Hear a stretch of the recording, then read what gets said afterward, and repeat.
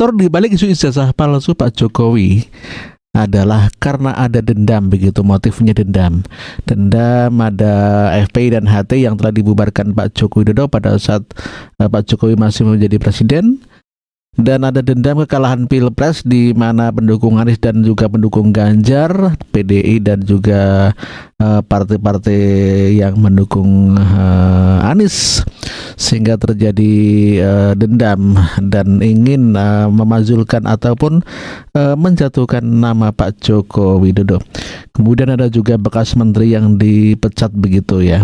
Dan Pak Arianto Sutadi membongkar di balik isu ijazah palsu Pak Joko Widodo. Isu ini bisa menjadi ramai banget ya, karena satu, ada pelapor yang menuduhkan Pak ijazahnya Pak Jokowi itu palsu. Nah, sementara dia menunjukkan itu berdasarkan hasil penelitian dia, karena katanya pakai penelitian saintifik dan sebagainya gitu kan. Tapi bukti-buktinya itu banyak diumbar di media sosial. Nah, sementara yang dituduh kemarin, akhirnya Pak Jokowi itu memberi laporan balik di Polda Metro bahwa dia merasa dicemarkan dan kemudian ada provokasi dan sebagainya gitu. Jadi mengapa ini jadi prosesnya gonjang-ganjing lama banget? Karena ini ternyata disampaikan para pengadu ini pertama kali adalah ternyata bekas-bekas dari orang yang benci sekali dengan Pak Jokowi, pendendam lah gitu. Ya, contohnya kita sebutkan dari 5 itu ada Dr. Tifa, kemudian juga ada Suryo. Saya nggak sebut namanya lah, karena praduga tak bersalah silakan ya. Ada yang dulu pernah dipecat dari menteri, dendamnya bukan main. Ada yang dulu bekas kelompok yang dilarang. Bukan partai ya, ormasnya atau apanya itu dilarang. Organisasi masyarakat, ya. Organisasi dilarang. Kemudian kelompok partai yang kalah dalam persaingan itu.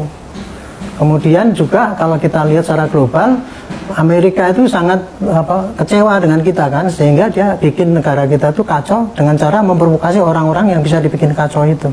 Nah, karena ada pendendam itulah tadilah, maka itu menjadi fokus mudah diadu domba dengan orang yang didendamnya itu. Salam waras. Tuduhan ijazah palsu yang dilayangkan oleh TPUA, Tim Pembela Umat dan Aktivis ini, yang garda terdepannya itu Roy Suryo, Tifa, dan si Rismond yang menjadi garda terdepan mereka ini ya, adalah suatu gerakan yang dilatar belakangi dan didukung oleh FPI, ormas terlarang di Indonesia, dan HTI juga yang terlarang di Indonesia. Ini tujuan mereka itu bukan untuk mencari kebenaran, tapi suatu pembenaran. Mereka ini hanya menciptakan kegaduhan yang terjadi di Indonesia ini. Jadi mereka itu menginginkan suatu kegaduhan, bukan mencari kebenaran yang ada. Mereka sudah jelas tahu bahwa ijazah Pak Jokowi itu Pak asli ya, tapi mereka hanya menggoreng ini. Jadi akhirnya masyarakat itu terpancing, termasuk juga Pak Jokowi akhirnya terpancing. Karena Pak Jokowi itu terpancing itu terakhir itu mereka ini menggeruduk UGM dan ke rumah Pak Jokowi yang di Solo dengan alasan untuk tabayun. Tapi mereka berteriak dengan teriakan-teriakan gantung Pak Jokowi, seret ke segala macam. Jadi ini adalah sebuah provokasi. Seperti halnya juga ini yang terjadi terhadap penasihat Kapolri Pak Arianto. Jadi dia ini berdebat dengan ini Ahmad Haizonuddin, si Tompel, yang selalu ingin mencari keributan di mana-mana. Jadi mereka ini selalu memberikan memberikan tensi yang tinggi bagi yang berdebat dengannya, diberikan tensi tinggi untuk menampilkan kekacauan yang ada. Jadi benar sekali bahwa mereka ini bukannya tujuan mencari ijazah Pak Jokowi, tapi mencari keributan yang ada. Nih, kalau tidak percaya nih ya, lihat ya VT-nya Pak Arianto sama si Ahmad si Tompel ini nih. Bukan namanya pasal 310 KUHP, 311 KUHP, 27A, Undang-Undang ITE, 3235. Nggak ada pasal provokasi. Anda dengerin dulu ya. Oke, lanjut yang Pak. dilaporkan sana itu pasal. Pelapornya itu tidak pernah mengadukan ada provokasi. Pelapornya saudara Joko Widodo. Ada diam. Oke. Nah, tuh kan. Jadi mereka ini selalu akhirnya Pak Arianto ini ya terpancing untuk berteriak seperti tidak layak lah ditonton oleh masyarakat. Jadi saya menghimbau kepada Polda Metro Jaya untuk segera menuntaskan laporan dari Pak Jokowi ini, agar mereka ini kalau sudah ditetapkan sebagai tersangka mungkin agak meredah sedikit, walaupun masih aja tetap ngoceh-ngoceh.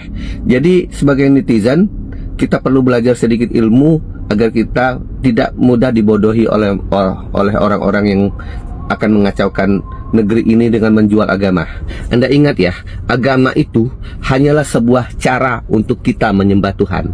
Nah, kalau Anda sudah memahami bahwa agama adalah cara untuk hanyalah sebuah cara untuk kita menyembah Tuhan kita, nah toleransi di antara kita sesama penganut agama yang lain akan terwujud. Jadilah netizen yang cerdas, kita perlu belajar sedikit ilmu hukum agar kita tidak dipermainkan di negara yang demokrasi tapi hukumnya tuh semua mau mereka. Salam waras. Ya, ini sudah jelas ada bocorannya. Ketika nanti putusan pengadilan ya menyatakan bahwa berdasarkan bukti-bukti para penggugat tidak memiliki bukti valid, sedangkan pihak Pak Jokowi punya bukti valid dari pihak UGM, dari KPU dan segala macam, maka dinyatakan sah. Sekarang ini ya sudah mulai mereka menjatuhkan yang namanya pengadilan. Mereka akan bilang bahwa pengadilan akan memutuskan, karena ada putusan pengadilan yang mengatakan ijazah Pak Jokowi asli, sehingga mereka akan menyebarkan ya bahwa pengadilan sudah diintervensi oleh pemerintah, pengadilan sudah diatur. Ini akan mereka lakukan sebelum kejadian, mereka akan lakukan itu ya. Coba nanti kita lihat, karena tujuannya bukan Pak Jokowi, mereka tahu itu asli, tahu ya, cuma karena mereka ingin merusak ya, membuat kegaduhan melalui Pak Jokowi, sasaran antara kan, Pak Jokowi itu hanya sasaran antara. 1000% mereka tahu itu asli, 1000% mereka tahu Pak Jokowi tidak bohong. Tapi Pak Jokowi adalah objek yang sangat tepat untuk membuat kegaduhan di negara ini ya. Makanya kan saya bilang Pak Jokowi berhentilah untuk diam ya, karena yang mereka tuju bukan Anda tapi Indonesia. Logika mendasar aja ya, selain pembuktian dokumen dan segala macam, emang bisa seluruh orang di dalam UGM ya, seluruh mahasiswa tahun itu bisa disetir nggak untuk mengatakan bahwa Pak Jokowi ada kok di kampus? Bisa nggak? Nggak bisa ya. Segitu banyak mahasiswa ya, bisa nggak disetir untuk pura-pura mengatakan, oh kami teman Pak Jokowi? Itu logika itu aja sudah terbantahkan. Jadi saya bilang bahwa yang pihak-pihak yang menyebarkan isu ini, yang menyebarkan fitnah, ya, bukan yang menggugat ya. Kalau menggugat kan ya, silakan, ya, itu hak kalian, gitu kan. Walaupun kalian nggak punya bukti apapun, ya. Tapi kan yang menyebarkan isu, mau menyebarkan fitnah ini, itu mereka tahu itu asli. Gitu kan. Tapi memang dilakukan karena supaya tetap terjaga keriuhan ini, kekisruhan ini tetap terjaga. Sudah ada bocorannya. Oh, berarti memang disengaja didesain. Memang disengaja didesain. Ijazah palsu itu salah satu proyek besar yang harus mereka tuntaskan.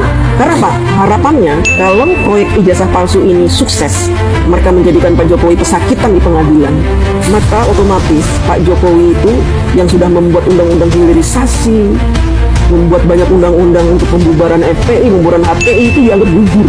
Kalau gugur berarti mereka ingin bergerak lagi tubuh. Berarti dengan pergerakan ini ada seseorang yang mereka ingin dorong untuk memimpin lagi. Kira-kira ada nggak siapa yang diinisialkan itu?